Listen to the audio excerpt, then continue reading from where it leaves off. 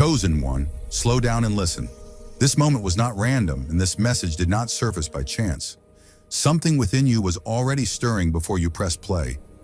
A quiet discomfort, a subtle heaviness, a sense that your spirit has been trying to get your attention. Heaven has been watching closely, and right now, timing matters. This isn't fear, it's discernment awakening. Light is beginning to expose what shadow once hid, and your soul knows it. You've been walking forward faithfully, even while carrying unspoken confusion. You survived battles no one saw, smiled through situations that drained you, and trusted when clarity felt delayed. And now, chosen one, before we go deeper, pause for a moment. Hit subscribe, like, and comment "Amen" if your spirit is already responding, because this message is about to speak directly to you. This isn't a pause in the flow, it's alignment, a signal that you're present, receptive, and ready to see what's been forming beneath the surface. God doesn't warn loudly, he warns early. And when he highlights a person, it's never to create panic. It's to prevent damage before it reaches your heart, your purpose, or your peace. There is a man whose presence once felt familiar, maybe even comforting. Someone whose words used to land softly, whose energy once blended seamlessly into your life. But something has shifted. Conversations feel heavier. Interactions leave you unsettled. Your intuition pauses where it once flowed freely. That unease you feel is not imagination, and it's not judgment. It's instruction. Chosen one, God often speaks through subtle misalignment. He lets the mask slip just enough for your spirit to notice. He allows light to flicker on certain behaviors, patterns, and intentions so you can see without accusation, sense without confrontation. This is not about labeling someone as evil. It's about recognizing who is no longer safe for your spirit at this stage of your calling. You've grown. Your discernment has sharpened. Your sensitivity to energy has increased. And not everyone who once had access is meant to continue walking beside you. That realization can feel confusing, even painful. But it's also divine validation. You're not overthinking, you're awakening. Ask yourself quietly, why does my peace hesitate around him now? Why does my spirit feel guarded instead of open? Why do I feel watched instead of supported? These questions are not accusations. They are invitations to awareness. Chosen one, this message is not here to frighten you. It's here to prepare you. Something hidden is about to become clear. A truth you've sensed but couldn't name is rising to the surface. And as it does, you'll understand why God warned you gently and why this message found you exactly when it did. Stay with me, because what's about to be revealed next will connect every feeling you couldn't explain. Chosen one, this is where discernment becomes undeniable. Because one of the clearest ways God reveals misalignment is through the atmosphere someone leaves behind. Pay attention not just to what is said, but to what lingers after the conversation ends. When you walk away from interactions with him, do you feel settled or scattered? Do you feel clearer or strangely heavy, as if your thoughts are suddenly tangled? God is not the author of confusion. His presence brings calm understanding, even when the truth is challenging. But this man leaves a different imprint. After speaking with him, your peace feels disturbed. Your mind replays words, tones, and moments that shouldn't require that much mental energy. Instead of feeling anchored, you feel noisy inside, questioning yourself, doubting your intuition, second-guessing what you already knew in your spirit. That's not connection. That's disruption. Chosen one, clarity feels light, even when it's serious. Confusion feels heavy, even when it pretends to be deep. God never sends people who drain your mental clarity or pull you into emotional fog. When someone is aligned with your purpose, their presence sharpens you. It doesn't leave you exhausted from trying to interpret meaning, hidden motives, or shifting energy. Ask yourself gently, why do I need so much time to recover after interacting with him? Why do I feel the need to explain myself more, justify my boundaries, or silence my instincts? Why does my inner peace hesitate instead of expanding? These are not random reactions, they are signals. Confusion is not always loud. Sometimes it's subtle, disguised as chemistry, familiarity, or something I can't explain. But your spirit can explain it. It just speaks quietly. And right now, your spirit is saying, this doesn't feel clean anymore. Chosen one, God's clarity brings alignment. It brings focus. It brings a sense of direction, even in uncertainty. But when confusion follows a person consistently, it's because something in them is not meant to lead you forward. This doesn't mean they are evil. It means they are misaligned with where God is taking you next. And here's the deeper truth. Confusion keeps you stuck. It delays decisions. It weakens confidence. It blurs boundaries. That's why God highlights it early, not to shame you for engaging, but to protect you from prolonged exposure. So pause and listen inwardly. What is your peace trying to tell you? What clarity are you regaining when distance is created? That contrast is wisdom forming. Chosen one, trust the quiet evidence. God does not send people who drain your clarity. He sends people who strengthen it. And if confusion increases around someone, instead of dissolving, it may be time to step back, not forward. This awareness is not rejection. It's redirection. And it's the first sign that God is guarding your mind, your peace, and your next move. Chosen one, this is where discernment sharpens, not through emotion, but through observation. Because one of the most subtle warnings God gives is not found in what someone says, but in the quiet space between their words and their actions. Listen carefully here, because this gap is where truth reveals itself. His words sound right, almost too right. He knows how to speak in ways that feel affirming, intelligent, spiritually aware, even emotionally safe. He understands timing. He knows when to check in, when to reassure, when to say exactly what eases your doubts. And for a moment, you may feel understood, even seen. But chosen one, alignment is not proven through language. It is proven through consistency. Pay attention to what happens after the words fade. Do the actions follow? Do the promises hold weight over time? Or do you find yourself repeatedly explaining away the absence, adjusting your expectations, lowering your standards just enough to keep the connection intact? That inner negotiation you feel is not love growing. It's intuition warning. God never asks you to survive on potential. He never requires you to build trust on explanations alone. Consistency is how truth behaves. When someone is sent by God, their actions speak the same language as their words, even when no one is watching. But when words and actions drift apart, confusion quietly enters. And confusion is not accidental. It is often the byproduct of misalignment. Ask yourself honestly, chosen one, why do I feel calm when he speaks, but unsettled when time passes? Why do I feel reassured in conversation, yet uncertain in reality? Why do I find myself waiting for behavior to catch up to promises? These questions are not accusations. They are mirrors. This is where many chosen ones get stuck. Not because they lack discernment, but because they hope consistency will eventually arrive. But God is showing you something now, before deeper attachment forms. The gap you feel is not small. It is the warning. Words can inspire. Actions reveal intention. Chosen one, God is not impressed by charm, intellect, or emotional fluency. He looks at fruit, at follow-through, at alignment over time. And when consistency is missing, it's not something you're meant to fix, explain, or earn. It's something you're meant to notice. This doesn't mean the man is evil. It means he is not stable in the way your spirit requires. And instability, even subtle, becomes dangerous when ignored. Because over time, it trains you to doubt yourself instead of the evidence. So slow down, step back emotionally. Watch without filling in the gaps.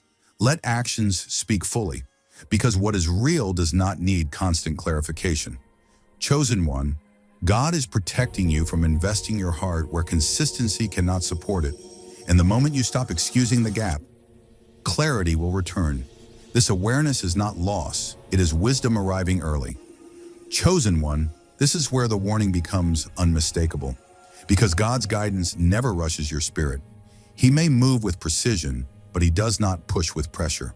When someone consistently urges you to decide quickly, commit faster, explain sooner, or act before peace has settled, something deeper is happening. and your soul already feels it. Pay attention to the speed being demanded of you. Not urgency from clarity, but urgency from discomfort. This man pushes timelines that your spirit hasn't agreed to yet. He frames it as opportunity, logic, even destiny.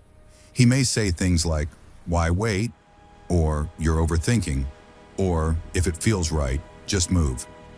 But chosen one, peace never needs to be rushed. God's direction settles into you like calm water, not like a ticking clock.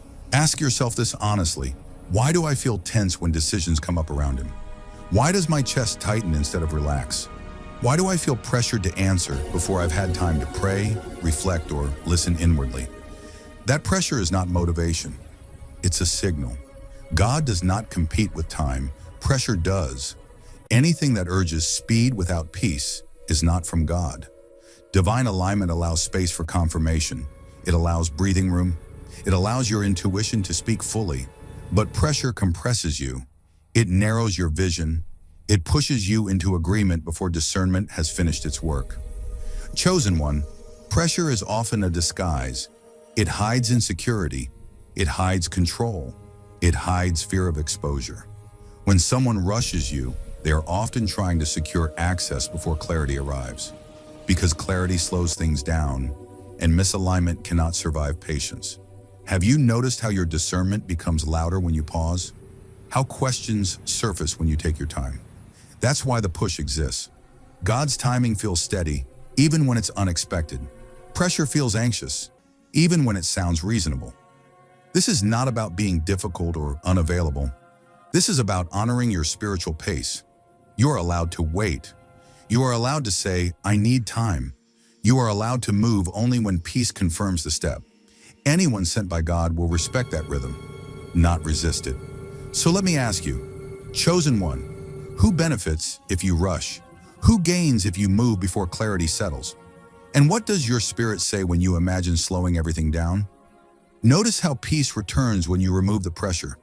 Notice how your thoughts organize themselves when urgency lifts. That contrast is your answer. Chosen one, God is not behind what pressures you to move faster than wisdom allows.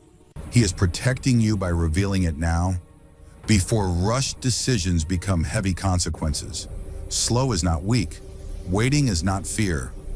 Discernment takes time, and God honors every second of it.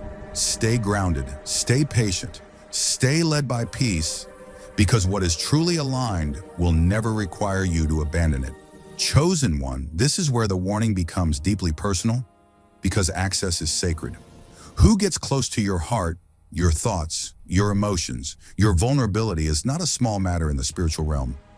God is very intentional about who is allowed near you and when. So when someone feels too familiar, too involved, too comfortable, too soon, your spirit begins to feel unsettled for a reason. Access must always be earned, slowly, consistently, through trust and time. But with this man, something feels rushed beneath the surface. He speaks as if he knows you deeply, claims emotional closeness that hasn't been built, steps into spaces of your life that were never fully offered. And instead of feeling honored, you feel slightly exposed, slightly guarded, slightly unsure why the door feels open when your spirit never gave the key. That discomfort is not ingratitude, it is discernment. God warns when access exceeds trust because premature closeness creates spiritual imbalance. When someone reaches into your inner world before proving safety, it drains you instead of strengthening you. You may notice you start sharing more than you intended, explaining things you didn't plan to explain, justifying boundaries you never had to justify before. Ask yourself, chosen one, why do I feel the need to pull back after letting him in? True alignment respects process. It doesn't rush intimacy. It doesn't bypass boundaries. God-built connections feel safe even when they are deep. They grow organically. They don't take shortcuts into your vulnerability. But when access is taken instead of invited, your peace starts to quietly withdraw. And that withdrawal is protection.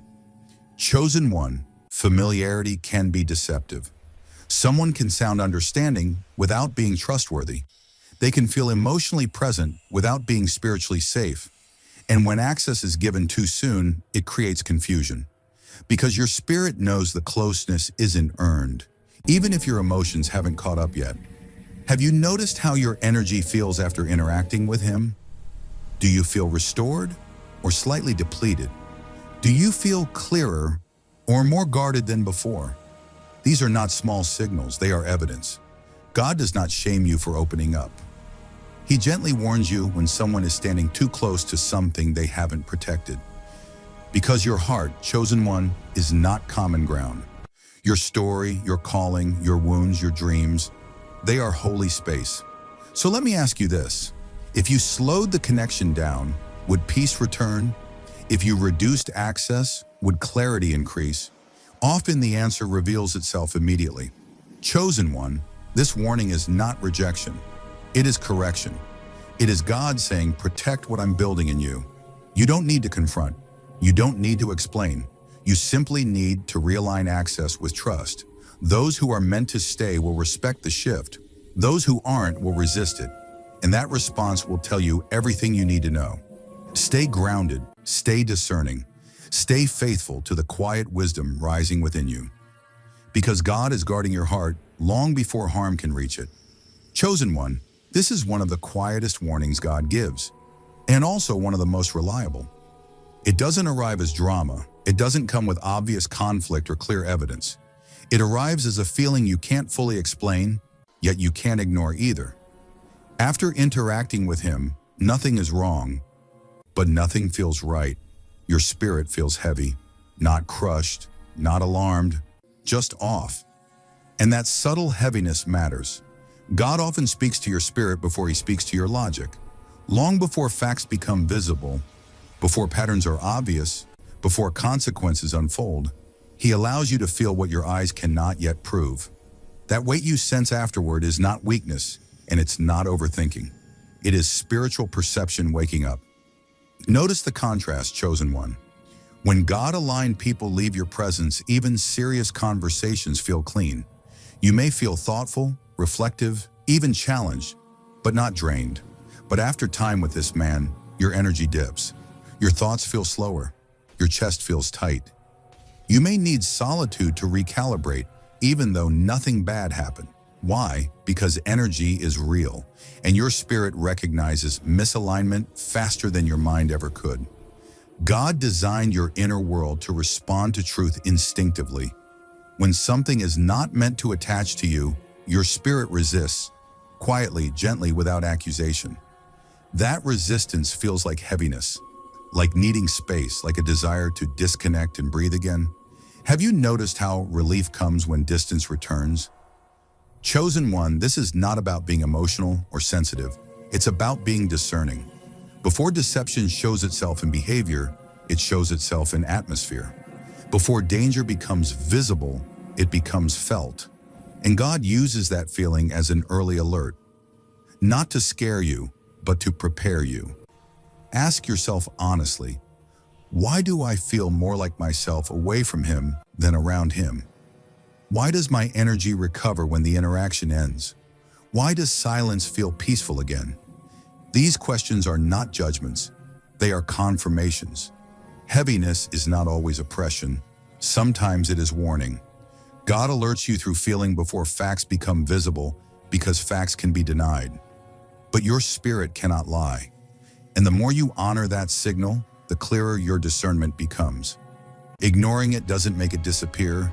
It only makes the lesson louder later. Chosen one, you are not meant to explain this feeling to anyone. You are meant to respect it. Distance does not require justification. Boundaries do not need permission. Your peace is evidence enough. So listen to what lifts you and step back from what weighs you down. God is guiding you gently, faithfully, before harm has a chance to form. And the moment you choose to honor that inner heaviness, clarity will begin to rise. Chosen one, this is where peace replaces the need to prove anything. This is where wisdom matures beyond reaction. Because when God begins to protect you, he does not always call you to confront. Sometimes he calls you to withdraw.